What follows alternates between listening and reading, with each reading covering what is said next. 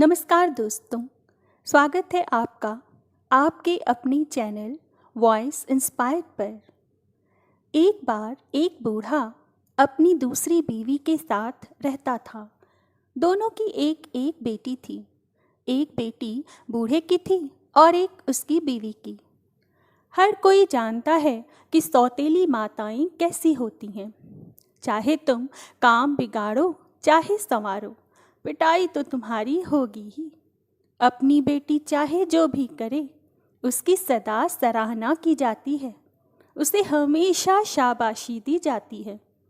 बूढ़े की बेटी प्रतिदिन पौ फटने के पहले उठती, वह पशुओं की देखभाल करती, आग जलाने के लिए लकड़ी और पानी लाती, चूल्हा जलाती और फर्श पर झाड़ू लगाती।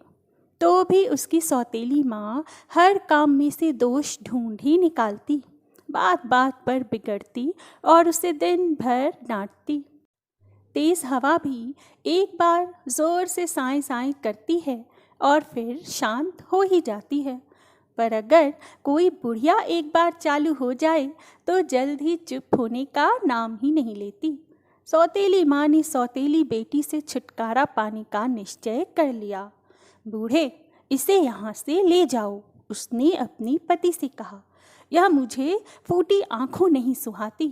इसे जंगल में ले जाओ और जाड़े पाले में ठिठुर कर मरने को छोड़ आओ।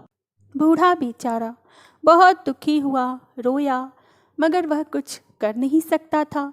जैसे बीवी नचाती थी उसे नाचना पड़ता था। इसलिए उसने अपने घोड़े जोते और बेटी को पुकारा, आओ मेरी प्यारी बेटी, स्लेज में बैठ जाओ।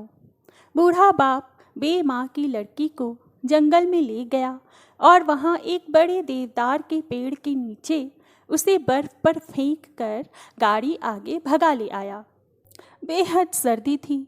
लड़की देवदार के नीचे बैठी हुई ठिठुर रही थी। अचानक उसने हिमदेव को एक से दूसरे पेड़ पर कूदते फांदते और वृक्षों की शाखाओं के बीच चटक पटक की आवाज़ करते सुना। पलक झपकते में वह उस पेड़ के ऊपर आ पहुंचा जिसके नीचे वह लड़की बैठी हुई थी। तुम्हें जाड़ा तो नहीं लग रहा लड़की? उसने ऊपर से पुकार कर पूछा। नहीं हिमदेव। तब हिमदेव और नीचे आ गया और वह पहले से कहीं अधिक चटक पटक करने लगा। तुम्हें जाड़ा तो नहीं लग रहा लड़की? उसने फिर पूछा। क्या तुम अपने को गर्म अनुभव कर रही हो मेरी सुंदर बिटिया? लड़की बड़ी मुश्किल से सांस ले पा रही थी, मगर उसने कहा, हाँ, मैं अपने को बहुत गर्म अनुभव कर रही हूँ हिमदेव। हिमदेव और भी नीचे आ गया। उसकी चटक पटक की आवाज़ पहले से कहीं अधिक ऊंची हो गई थी। लड़की, क्या तुम गर्म हो? उसने पूछा। क्या तुम गर्म हो सुंदर बिटिया? क्या तुम गर्म हो मेरी माधुरी? ठंड से लड़की के सभी अंग जमे जा रहे थे और वह बड़ी मुश्किल से जुबान हिला पा रही थी, पर फिर भी उसने कहा, मैं गर्म हूँ प्यारे हिमदेव। हिमदेव को लड़की पर रहम आ गया और उसने उसे पोस्तीन और रोएदार कंबलों से ढक दिया। इसी बीच बुढ़िया मातमी दावत की तैयारी कर रही थी और अपनी सौतेली बेटी की याद में पूरियां पका रही थी। उसने अपने पति से कहा, अबे ओ बूढ़े खुसट, जंगल में जाओ और अपनी बेटी को दफनाने के लिए वापस ले आओ। बूढ़ा बेचारा जंगल में गया और वहाँ उसी जगह पर उसने अपनी बेटी को पहले से अधिक खुश बैठे पाया। लड़की के गालों पर सुर्खी थी। वह बढ़िया फर का पोस्तीन पहने थी और सोने चांदी के जेवरों से लदी थी। उसके पीछे उपहारों से भरी हुई एक बड़ी टोकरी रखी थी। बूढ़े की खुशी का कोई ठिकाना ही न रहा।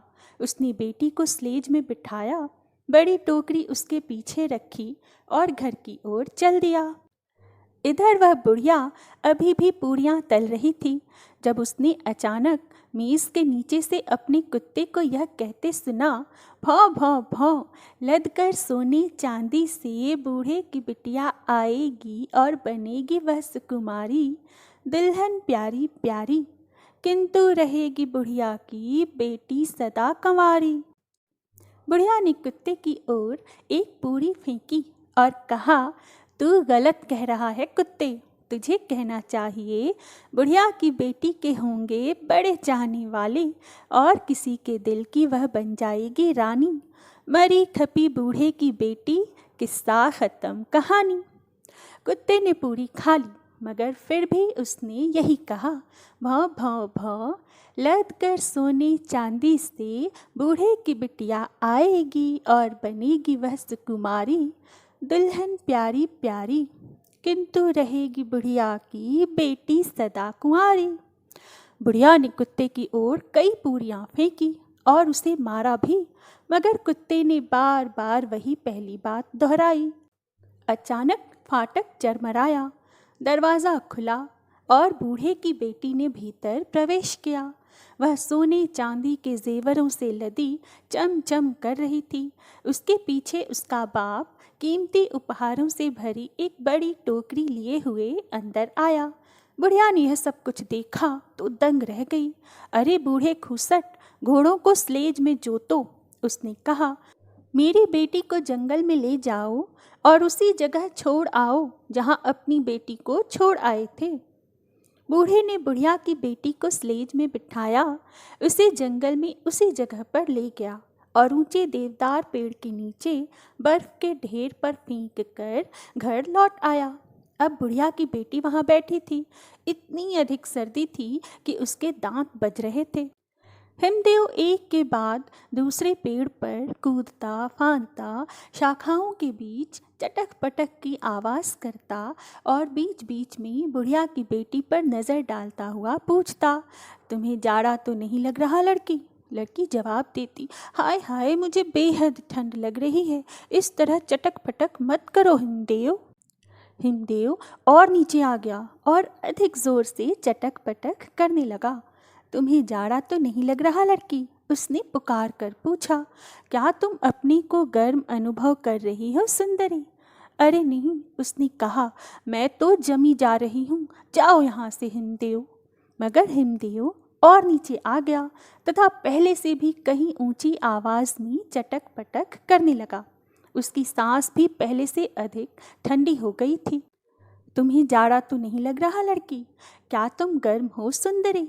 हाय, मैं तो बिल्कुल जम गई हूँ, जाओ, भाग जाओ यहाँ से दुष्ट हिमदेव। इस पर हिमदेव को इतना अधिक गुस्सा आया कि उसने अपनी सारी शक्ति से बुढ़िया की बेटी को अपनी जकड़ में ले लिया और उसे ठंड से मार डाला। सुबह हुई ही थी कि बुढ़िया ने अपने पति से कहा, जल्दी करो, घोड़े जोतो बूढ़े खूसट, जाओ, सोने चांदी से चम चम करती मेरी बेटी को घर ले आओ। बूढ़ा आदमी स्लेज लेकर चला गया। तब मेज के नीचे से कुत्ता भौंका, भौं भौं भौं, बहुत जल्द बूढ़े की बेटी दुल्हन भी बन जाएगी, ठिठुर मरी बुढ़िया की बेटी कभी न अब उठ पाएगी। बुढ़िया ने कुत्ते की तरफ कचौड़ी का एक टुकड़ा फेंका। तू गलत कहता है, यूँ कह, बुढ़िया की बेटी लदकर आएगी सोने चांदी से। लेकिन कुत्ते ने वही पहली बात दोहराई, ठिठुर मरी बुढ़िया की बेटी कभी न अब उठ पाएगी। तभी फाटक चरमराया और बुढ़िया अपनी बेटी से मिलने के लिए दौड़ी। उसने चटाई हटाई तो उसके नीचे अपनी बेटी की लाश पाई। बुढ़िया ज़ोर ज़ोर से रोने लगी, मगर अब हो ही क्या सकता था। तो दोस्तों, आज की कहानी यहीं समाप्त होती है। आगे और भी ऐसी कहानियाँ सुनते रहने के लिए प्लीज़ मेरे चैनल को सब्सक्राइब करें और मेरे वीडियोस को लाइक और शेयर ज़रूर करें। मैं फिर आऊँगी एक नई कहानी और एक नई आशा के साथ। तब तक के लिए नमस्कार। आपका दिन शुभ हो।